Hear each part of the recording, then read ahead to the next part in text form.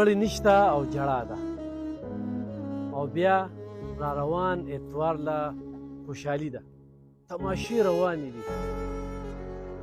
ناګهاني د مرګ اواز راشي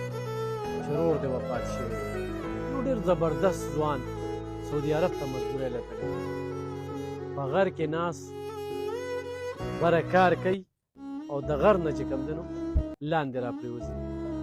موږ تاسو ته ګرانو کتونکو د دغه اخرنۍ ویډیو شیر کړې وه چې دی د مرګ نه یو 2 منټه مخکې ویډیو وه 3 ورځې مخکې خو هم د دې جنازګاه تیاره شوې وه چې د هغه به جنازه کېږي او نن به راځي د بده مرغه ټیم ونه رسېدو پردی سو پردی ملک و ټکټ ته هغه شان ورنه کړی شو او رانغی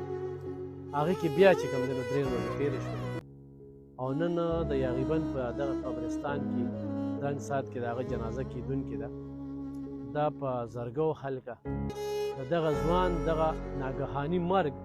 او بیا په کور کې دغه خوشحالۍ چې واده روان او ضرور واده نن د دغه مړي مور خبرېږي د تېرو 14 ورځو راسي دا مړی هلته کې پروت او هفته نیمه مخکې چې کوم دی نو کور ته اطلاع راځي خو زه هغه کسانو ته هم سلام پیش کوم چې کومو کسانو د ده خصمانه وکړله د ده حفاظت یې وکړو د دې د دومره وخت کې پټ وساته چونکې په دې دوران کې هم چې هلته کې د دغه کور مړی پروت دی دلته کې دنګ دونګ دی واده دی خوشحالۍ دي نو یو ډېر عجیبه شانتې مرګ دی نه یوازې په دغه کور باندې یو غم دی بلکې په دې علاقه هم غم دی څوک هم چې په دغه واده په خوشحالۍ کې شریکېدل بل ورله د اتوار په ورځ به جنج راته او هغه دی چې کوم دی نه هغه کور نه نن مړی جنازه هغه رووتل دغه ځوان ډېر کم عمره و مزدورۍ لتلو سعودي عرب ته د رشتې په بیس هم په دغه جنازه کې شرکت کوم او ورسره د یو عبرت چې مرګ کاله کم ځای کې راځي او بیا مرګونه په څو قسمه وي او دا مرګ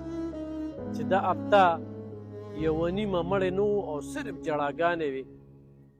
نن راځي سبا راځي نن راځي سبا راځي آخر کار اوس چې کوم دی نو داسې د 1 بجې نه مخکې 4 نیمې بجې دا جنازه کېږي او د 1 نیمې 2 نه وروسته چې کوم دی نو دا مړی دې کور ته را رسېدلې چونکې 12 بجې د دې فلایټ و را رسېدو خو په ټیم باندې هم نه رسېده او نن چې کوم دی نو دلته کې رسېده